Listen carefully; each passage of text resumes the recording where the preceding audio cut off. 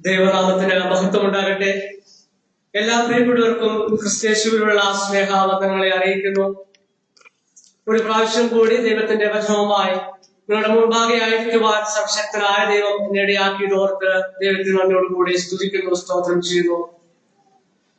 പണ്ട് സ്ഥാപനങ്ങൾ ഉണ്ടായിരുന്നപ്പോൾ വചനം പറയാൻ വേണ്ടി പറയുമ്പോൾ ഞാൻ എപ്പോഴും പറയുമായിരുന്നു, പേടിയാണ്, ഭയമാണ്. അപ്പൊ സ്ഥാപനങ്ങൾ പറയുന്ന ഒരു വാക്ക്, നീ മനുഷ്യനെയാണോ നോക്കുന്നത് അതോ ദൈവത്തെയാണോ എന്നാണ്. ആ നിലയിൽ പ്രിയ അങ്കിന്റെ ആ വാക്കുകളെ ഓർത്തുകൊണ്ട് നിങ്ങളുടെ മുൻപാകെ ഞാനായിരിക്കുന്നു. നാം പാട്ട് പാടി അക്കരയ്ക്ക് യാത്ര ചെയ്യും സിയോൻ സഞ്ചാരി, ഓടങ്ങൾ കണ്ടു നീ ഭയപ്പെടേണ്ട. പ്രിയപ്പെട്ടവരെ, നാം ഈ ഭൂമിയിലായിരിക്കുമ്പോൾ നാം ഒന്നിനെ കുറിച്ചും ഭയപ്പെടുവാൻ, ഭാരപ്പെടുവാൻ, വിചാരപ്പെടുവാൻ ദൈവം നമ്മളെ കുറിച്ച് ആഗ്രഹിക്കുന്നില്ല. നാം നമ്മുടെ വിചാരങ്ങള് അതെപ്രകാരമാണ് നമ്മിൽ വരുന്നത് എന്നൊക്കെ നോക്കിക്കണ്ടുകൊണ്ട് ചെറിയൊരു ചിന്ത നിങ്ങളുമായിട്ട് പറയുവാനായിട്ടാണ് ഞാൻ ആഗ്രഹിക്കുന്നത്. ഫിലിപ്പിയർക്ക് എഴുതിയ ലേഖനം 4-ാം അധ്യായം അതിന്റെ 5-6 വാക്യങ്ങളൊക്കെ വായിക്കുമ്പോൾ വളരെ സുപരിചിതമായ വാക്യങ്ങളാണ്. അവിടെ പൗലോസ് പറയുന്നതായ ഒരു കാര്യം, കർത്താവ് വരുവാൻ അടുത്തിരിക്കുന്നു. നിങ്ങളെ ഒന്നിനെ കുറിച്ചും വിചാരപ്പെടേണ്ട, കർത്താവ് വരുവാൻ അടുത്തിരിക്കുന്നു എന്ന് പൗലോസ് പറയുകയാണ്. ആ ഇംഗ്ലീഷില് നമ്മൾ കാണുമ്പോൾ അത് കുറച്ചുകൂടി ആഴത്തില് നമുക്ക് അത് കാണുവാനായിട്ട് സാധിക്കും. അവിടെ പറയുന്നത് കർത്താവ് അടുത്തിരിക്കുന്നു എന്നാണ്. പ്രിയപ്പെട്ടവരെ, നമ്മുടെ കർത്താവ് നമ്മോട് അടുത്തുണ്ട്. ആ നിലയില് നാം വിചാരപ്പെടുവാന്, ഭാരപ്പെടുവാന് ഇടയാകേണ്ടതില്ല. കർത്താവ് തന്റെ ഗിരിപ്രഭാഷണങ്ങളില് വളരെ ആഴത്തിൽ പല പ്രാവശ്യമായിട്ട് നമ്മോട് പറയുന്നത്, നിങ്ങൾ വിചാരപ്പെടേണ്ട, നിങ്ങൾ ആകുലപ്പെടേണ്ട എന്ന് പലപ്പോഴും പറയുന്നതായിട്ട് നമുക്ക് കാണുവാനായിട്ട് സാധിക്കുന്നു. ആ കർത്താവ് പറയുന്നത്, നിങ്ങൾ എന്തിനാണ് വിചാരപ്പെടുന്നത്? നിങ്ങളുടെ നീളത്തിന്റെ ഒരു മുഴം പോലും കൂട്ടുവാന് നിങ്ങൾക്ക് സാധ്യമല്ലല്ലോ. മാത്രമല്ല, കർത്താവ് പറയുന്ന ഒരു കാര്യം, നിങ്ങൾ ആകാശത്തിലെ പറവുകളെ നോക്കുവീൻ. അവ വിതയ്ക്കുന്നില്ല, കൊയ്യുന്നില്ല, കളപ്പുരകളിലെ ശേഷിപ്പിക്കുന്നതുമില്ല. എങ്കിലും നിങ്ങളുടെ സ്വർഗസ്ഥനായ പിതാവ്, കർത്താവ് പറയുകയാണ്, നിങ്ങൾ അവയുടെ പിതാവല്ല അവയെ പുലർത്തുന്നത്, അവയെ കരുതുന്നത്. നിങ്ങളുടെ പിതാവ് അവരെ കരുതുന്നു. പ്രിയപ്പെട്ടവരെ, നമ്മുടെ പിതാവ് നമ്മെ കരുതുന്നു. നാം അവയേക്കാൾ എത്ര വിശേഷത ഉള്ളവരാണ്. ഇവിടെ പൗലോസ് പറയുകയാണ്, പൗലോസ് നമ്മളെ കുറിച്ച് ആഗ്രഹിക്കുകയാണ്, കർത്താവ് വരുവാൻ അടുത്തിരിക്കുന്നു, കർത്താവ് അടുത്തിരിക്കുന്നു, നിങ്ങൾ ഭാരപ്പെടേണ്ട. പ്രിയപ്പെട്ടവരെ, എന്തുകൊണ്ടാണ് നാം ഭാരപ്പെടുവാൻ, പ്രയാസപ്പെടുവാൻ, നാം ചിന്താകുലരാകുവാൻ, വിചാരപ്പെടുവാനുള്ള കാരണം? നാം പലപ്പോഴും പല പ്രസംഗത്തിൽ കൂടിയും കേട്ട് ധൈര്യപ്പെട്ടിട്ടുള്ള വിഷയമാണ്. എങ്കിലും നാം പലപ്പോഴും നമ്മുടെ ജീവിതത്തിൽ പ്രതിസന്ധികൾ വരുമ്പോൾ, പ്രയാസങ്ങൾ വരുമ്പോൾ നാം പലപ്പോഴും വിചാരപ്പെടുവാനായിട്ട് ഇടയായിട്ട് തീർന്നു. നമുക്കറിയാം, കർത്താവിന്റെ കൂടെ ഉണ്ടായിരുന്ന ശിഷ്യന്മാർ പോലും വിചാരപ്പെട്ടതായിട്ട് നമുക്ക് കാണുവാനായിട്ട് സാധിക്കുന്നു. മർക്കോസിന്റെ സുവിശേഷം 4-ാം അധ്യായം 35 വായിക്കുമ്പോൾ നമുക്ക് അവിടെ കാണുവാനായിട്ട് സാധിക്കും. അവിടെ പറയുന്നത്, കർത്താവ് ശിഷ്യന്മാരോട് പറയുകയാണ്, നാം അക്കരയ്ക്ക് പോവുക. അവരങ്ങനെ കർത്താവിന്റെ വാക്കുകേട്ട് പടകെടുത്ത് അക്കരയ്ക്ക് യാത്ര ചെയ്യുക. ആ യാത്രയിൽ അവർ വളരെയധികം ക്ലേശം അനുഭവിക്കുന്നു. കാറ്റ് ആഞ്ഞടിക്കുന്നു, പേമാരി ആഞ്ഞടിക്കുന്നു, ആ പടക് അവിടെ മുങ്ങുമാറാകുന്നു. നാം കർത്താവിനെ നോക്കിക്കാണുമ്പോൾ കർത്താവ് തലയിട വെച്ച് സുഖമായി ഉറങ്ങുന്ന ഒരു കാഴ്ച നാം കാണുകയാണ്. അവിടെ ശിഷ്യന്മാര് പറയുകയാണ്, ഗുരു എഴുന്നേൽക്ക്, ഞങ്ങളെ കുറിച്ച് നിനക്ക് വിചാരമില്ലയോ? കർത്താവ് കൂടെ ഉണ്ടായിട്ടും ആകുലപ്പെടുന്ന, വിചാരപ്പെടുന്ന ശിഷ്യന്മാരെ കുറിച്ച് നാം അവിടെ കാണുകയാണ്. പ്രിയപ്പെട്ടവരെ, നാമും നമ്മുടെ ജീവിതത്തിൽ കർത്താവ് കൂടെ ഉണ്ടായിട്ടും പലപ്പോഴും കർത്താവിനോട് നാം ചോദിക്കുന്ന ചോദ്യം, കർത്താവ് നിനക്കെന്നെ കുറിച്ച് വിചാരമില്ലയോ? അതേപോലെ ശിഷ്യന്മാർ അതേ ചോദ്യം തന്നെ അവിടെ ചോദിക്കുകയാണ്, ഞങ്ങൾ നശിച്ചു പോകാതിരിക്കേണ്ടതിന് നിനക്ക് ഞങ്ങളെ കുറിച്ച് വിചാരമില്ലയോ? നമുക്കതിന്റെ അവസാനം കാണുവാനായിട്ട് കാണുന്നു.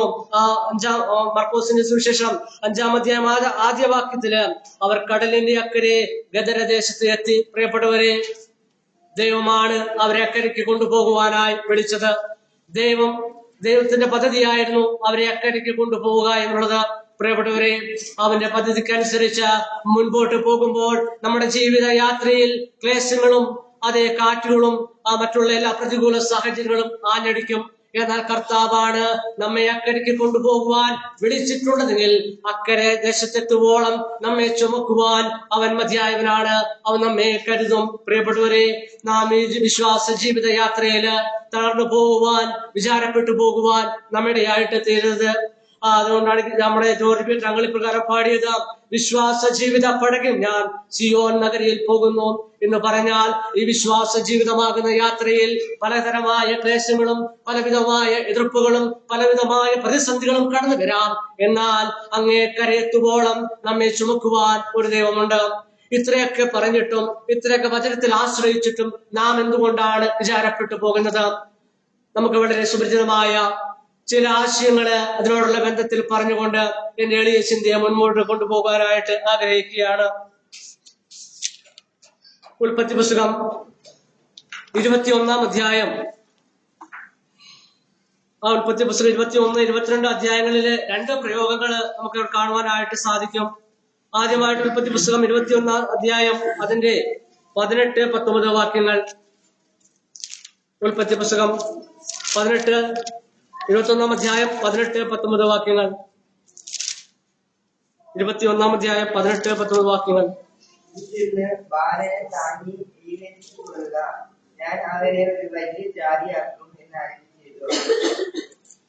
നമുക്ക് വളരെ സുപരിചിതമായ ഒരു വിഷയമാണ്, ഒരു പശ്ചാത്തലമാണ് ഇവിടെ.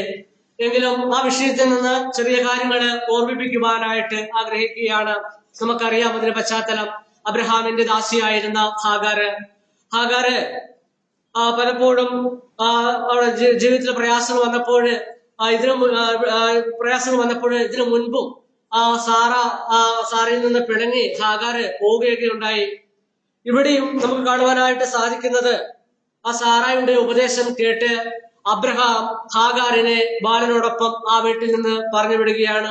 ഇതിനു മുൻപ് ഹാഗാർ ആ വീട്ടിൽ നിന്ന് സാറയുമായി പ്രയാസമുണ്ടായപ്പോൾ പോയപ്പോൾ ദൈവം അവരോട് പറഞ്ഞത്, നീ തിരിച്ചു പോയി നിന്റെ യജമാനത്തിക്ക് കീഴടങ്ങിക്കൊള്ളുക. ദൈവത്തിന്റെ പ്രത്യേകമായ പദ്ധതി ഹാഗാറിൽ നാം കാണുകയാണ്.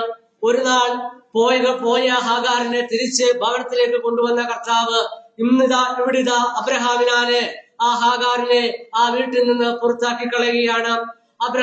പുറത്താക്കി കളഞ്ഞത് ഹാഗാർ മകനുമായി മുൻപോട്ട് യാത്ര തിരിക്കുകയാണ്. ആ മരുഭൂമിയിലെ അതിചൂടിൽ അവിടെ വെള്ളമില്ലാതെ മരണത്തെ മാത്രം മുഖാമുഖമായി കണ്ട് ഹാഗാർ കഴിയുകയാണ്. അവിടെ ഒരു കുറുങ്കാട്ടിൽ തന്റെ മകനെ അവൾ കിടത്തുകയാണ്. അവിടെ പലവിധമായ വിചാരങ്ങൾ ഹാഗാറിനെ ഭരിക്കുകയാണ്.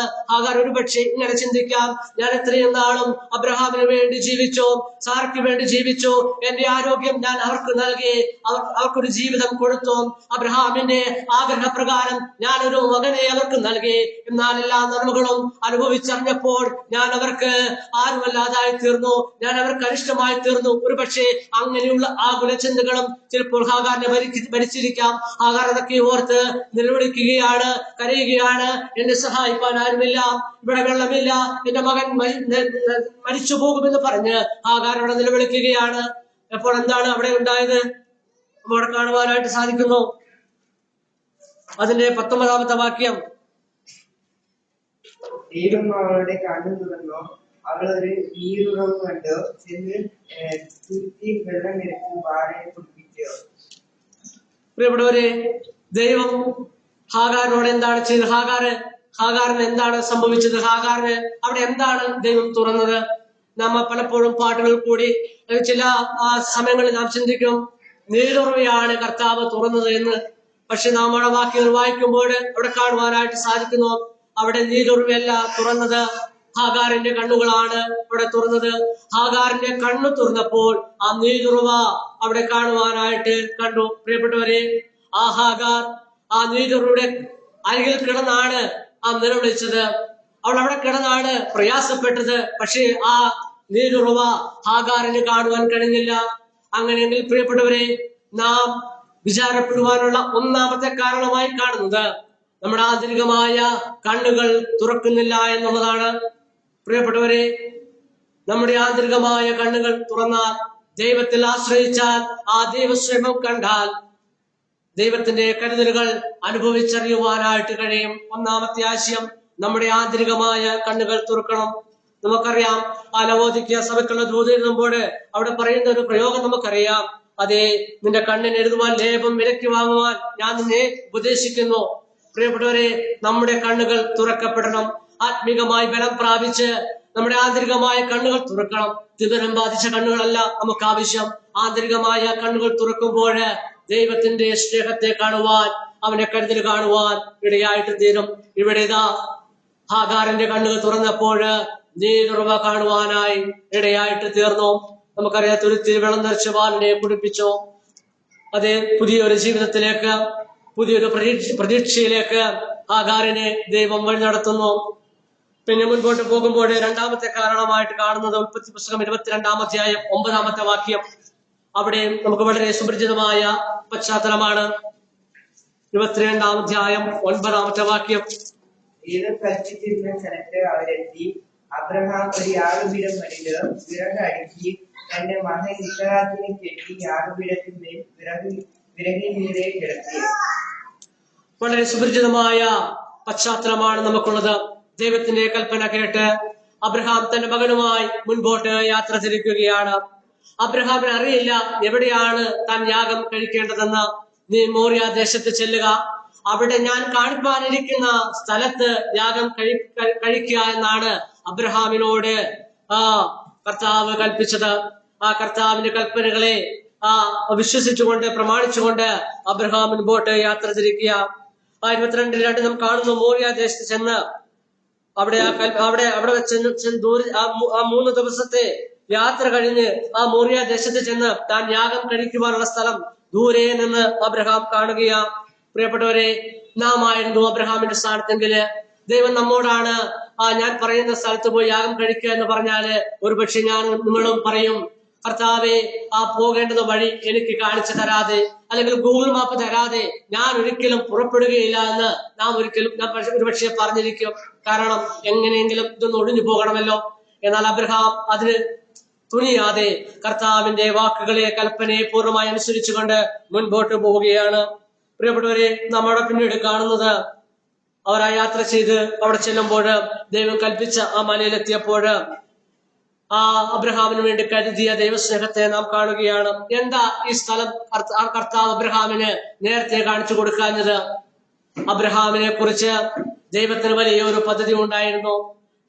ഒരുപക്ഷെ നമ്മുടെ ഭാവനയിൽ നമുക്ക് ഇങ്ങനെ ചിന്തിക്കാം, അബ്രഹാം തന്റെ മകനുമായി ആ ഭവനത്തിൽ നിന്ന് യാത്ര ആരംഭിച്ചപ്പോൾ ആ മലയുടെ മറുവശത്ത് നിന്ന് മറ്റൊരാളും ആ മലമുകളിലേക്ക് യാത്ര തിരിക്കുകയായിരുന്നു. ആരായിരുന്നു?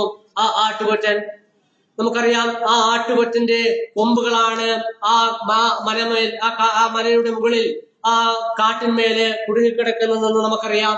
അങ്ങനെയെങ്കിൽ പ്രിയപ്പെട്ടവരെ, ആ ആട്ടുകൊറ്റൻ ആ മലമുകളിൽ ഏത് കാട്ടിൽ ചെന്നെത്തുന്നുവോ അതിന്റെ കൊമ്പ് എവിടെയാണ് കുടുങ്ങുന്നതോ അവിടെയായിരിക്കും അബ്രഹാമിന് ആ യാഗം കഴിക്കേണ്ടുന്ന സ്ഥലം.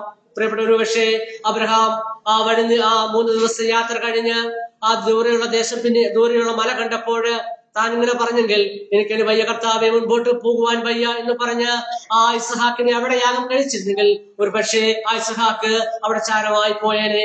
എന്നാൽ പ്രിയപ്പെട്ടവരെ, കർത്താവിന്റെ വാക്കനുസരിച്ച് ആ ദേശത്ത് ആ മലയിൽ ചെന്ന് യാഗം കഴിച്ചപ്പോൾ അബ്രഹാമിനെ കരുതുന്ന ദൈവസ്നേഹത്തെ കുറിച്ച് നാം കാണുകയാണ്. അങ്ങനെ രണ്ടാമത്തെ കാരണം, കർത്താവിന്റെ കൽപ്പനകൾ പ്രമാണിക്കേണ്ടത് പോലെ പ്രമാണിക്കണം. കർത്താവിന്റെ കൽപ്പനകൾ പ്രമാണിക്കേണ്ടത് പോലെ പ്രമാണിച്ചാൽ നാം വിചാരപ്പെടുവാൻ ഇടയായി തീരുകയില്ല. ദൈവത്തിന്റെ നന്മകൾ അനുഭവിക്കുവാൻ, കരുതലുകൾ അനുഭവിക്കുവാനായിട്ട് ഇടയായിട്ട് തീരും. ഇനിയും കർത്താവിന്റെ നാം വിചാരപ്പെടുന്നതിന്റെ 3-ാമത്തെ ആശയമായിട്ട് കാണുന്നത്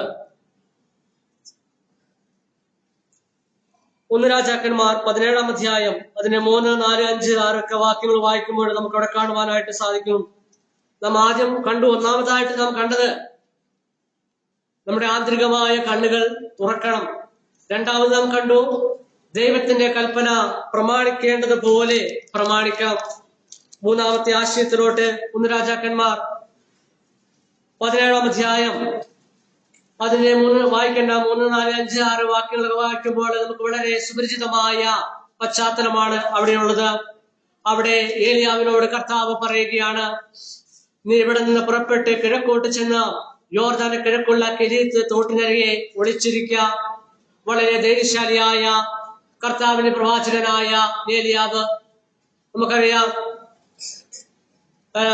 ആഹാബിന്റെ മുമ്പിൽ ചെന്നിട്ട് ഞാൻ പറഞ്ഞിട്ടല്ലാതെ ഇനി മഴയും മഞ്ഞും പെയ്യുകയില്ല എന്ന് വളരെ ധൈര്യത്തോട് പറഞ്ഞ ആ ഏലിയാവിനെ ദൈവം ഇവിടെ അവന്റെ പദ്ധതികളെ ദൈവം ഇവിടെ അവിടെ മാറ്റുകയാണ്. അവനോട് പറയുകയാണ്, നീ ഒളിച്ചിരിക്കാം. എന്നിട്ട് പറയുകയാണ്, നിനക്ക് ഭക്ഷണം തരുവാൻ ഞാൻ അവിടെ ഒരു കാക്കയെ കൽപ്പിച്ചാക്കിയിരിക്കുന്നു. ഏലിയാവിന് ഈ കൽപ്പന കൊടുക്കുന്നതിന് മുൻപേ കർത്താവ് അവിടെ കാക്കയോട് കൽപ്പന കൊടുക്കുന്നതായിട്ട് നാം കാണുകയാണ്. പ്രിയപ്പെട്ടവരെ, നമ്മോടാണ് നീ ഇന്ന ദേശത്ത് ചെല്ലുക, അവിടെ നിനക്ക് ഇങ്ങനെ കാക്കയെ ഞാൻ നിനക്ക് ഭക്ഷണം തരുവാൻ കൽപ്പിച്ചിട്ടുണ്ട് എന്ന് പറഞ്ഞാൽ നാം വിശ്വസിക്കുമോ? പ്രിയപ്പെട്ടവരെ, നാം പറയും, ഇല്ല, കാക്ക ഒരിക്കലും നമുക്ക് ഭക്ഷണം തരികയില്ല. ആ മാംസദാഹിയായ കാക്ക ചിലപ്പോൾ നമ്മുടെ കയ്യിൽ നിന്ന് അത് അപ്പവും ഇറച്ചിയൊക്കെ തട്ടിപ്പറിക്കും. ഒരിക്കലും കാക്ക ഭക്ഷണം തരില്ല എന്ന് നാം ഒരു പക്ഷേ വിശ്വസിക്കും. പക്ഷേ ഏലിയാവ് വിശ്വസിച്ചു, എന്റെ ദൈവമാണ് അത് പറഞ്ഞിട്ടുള്ളതെങ്കിൽ ആ കാക്കയെ കൊണ്ട് പോഷിപ്പിക്കുവാൻ എന്റെ ദൈവം മതിയായവനാണ്.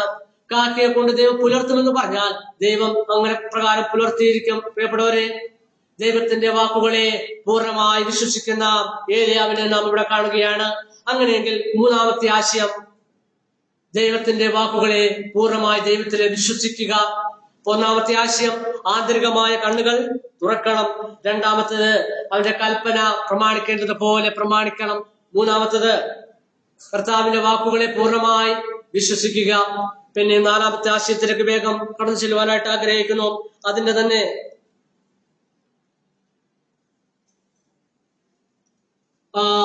9ാമത്തെ വാക്യത്തിൽ നാം കാണുന്നു. അവിടെയും നമുക്ക് വളരെ സുപരിചിതമായ ആശയമാണ്, വാക്യമാണ് ഉള്ളത്. ആ കാക്കയുടെ പരിപാലനമൊക്കെ കഴിഞ്ഞ് ഏലിയാവിനോട് കർത്താവ് അടുത്ത കൽപ്പന കൊടുക്കുകയാണ്. നീ എഴുന്നേറ്റ് സീദോനോട് ചേർന്ന് സാരെഫാത്തിലേക്ക് ചെന്ന് അവിടെ പാർക്കുക. നിന്നെ പുലർത്തേണ്ടതിന് അവിടെയുള്ള ഒരു വിധവയോട് ഞാൻ കൽപ്പിച്ചിരിക്കുന്നു. ഇവിടെയും ദൈവം ഏലിയാവിനോട് പറയുന്നതിന് മുമ്പേ അവിടെ ആ വിധവയോട് കൽപ്പന കൊടുക്കുന്നതായിട്ട് നാം കാണുകയാണ്. അങ്ങനെ ഏലിയാവ് ആ സ്ത്രീയുടെ അടുക്കലേക്ക്, സാരെഫാത്തിലെ വിധവയുടെ അടുക്കലേക്ക് ചെല്ലുകയാണ്. ഏലിയാവ് അവിടെ ചെല്ലുമ്പോൾ അവിടെ അതിക്ഷാമമാണ് എന്ന് അനുഭവപ്പെട്ടിരുന്നത് നമുക്ക് കാണുവാനായിട്ട് സാധിക്കുന്നു.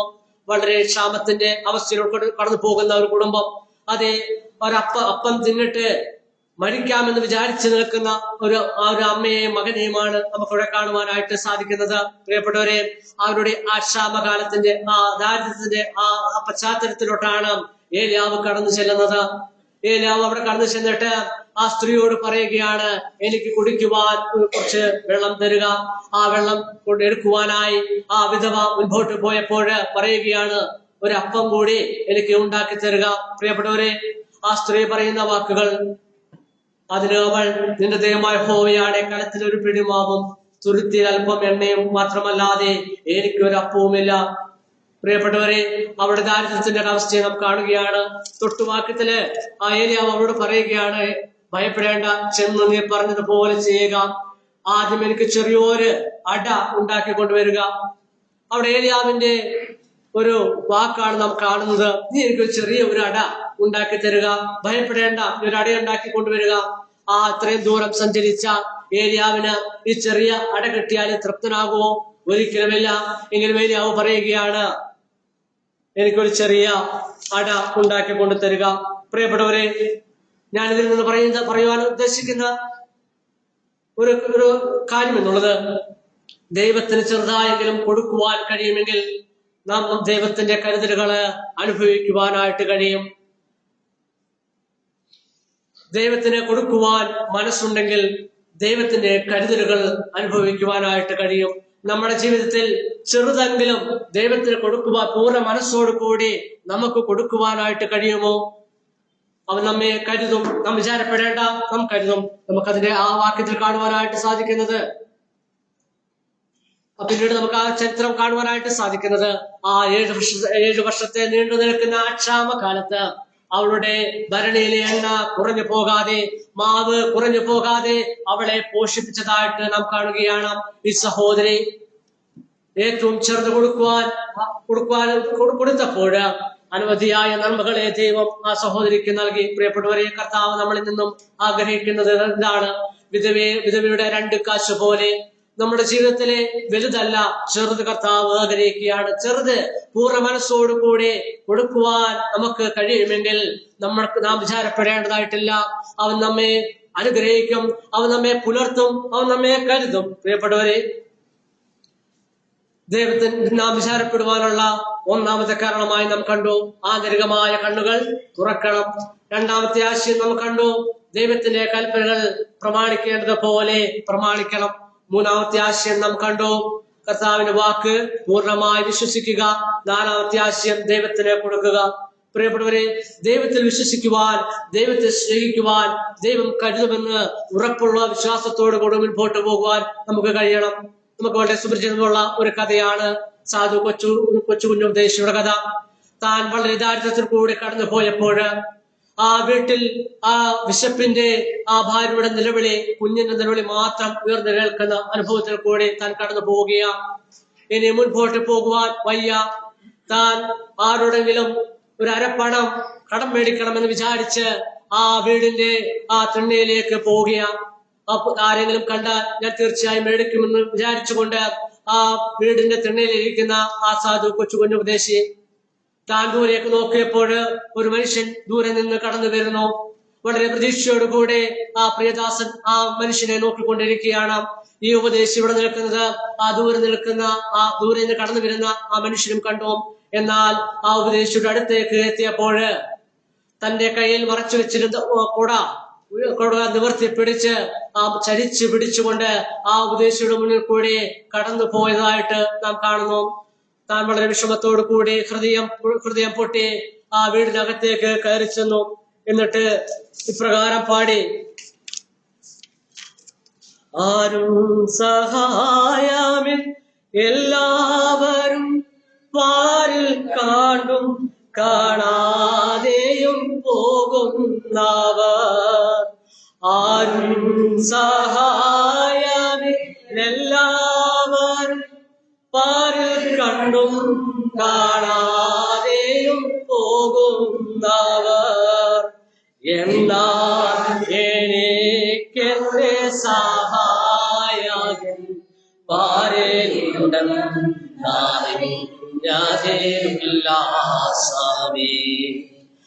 എന്നാൽ എനിക്കെന്റെ സഹായകൻ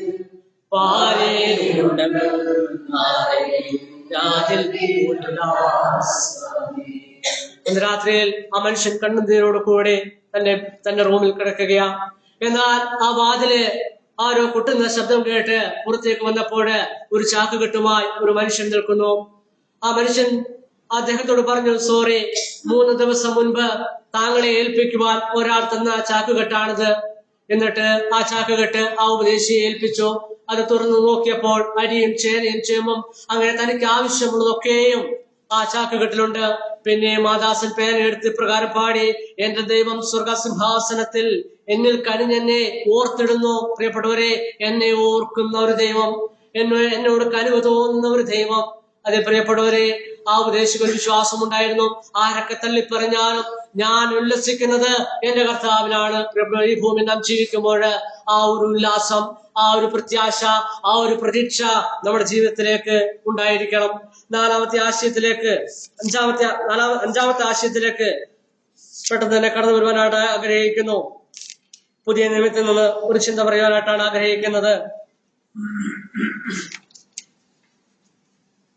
മത്തായിയുടെ സുവിശേഷം 17-ാം അധ്യായം 24-ാമത്തെ വാക്യം നാം ആദ്യം കണ്ടു. നമ്മുടെ ആശയം 1, ആന്തരികമായ കണ്ണുകളെ തുറക്കണം. രണ്ടാമത് നാം കണ്ടു, ദൈവിക കൽപ്പനകൾ പ്രമാണിക്കേണ്ടത് പോലെ പ്രമാണിക്കണം.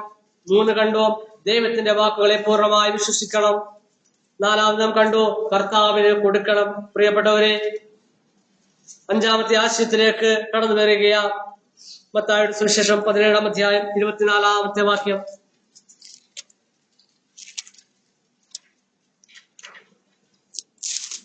മത്തായിയുടെ സുവിശേഷം 17-ാം അധ്യായം അതിന്റെ 24-ാമത്തെ വാക്യം. അവർ കഫർന്നഹൂമിലെത്തിയാറെ വാങ്ങുന്നവർ പത്രോസിന്റെ അടുക്കൽ വന്നു, നിങ്ങളുടെ ഗുരു ദ്വിദ്രം കൊടുക്കുന്നില്ലയോ എന്ന് ചോദിച്ചതിന് ഉള്ളുവെന്ന് അവർ പറഞ്ഞു. ഇവിടെ നമുക്ക് വളരെ സുപരിചിതമായ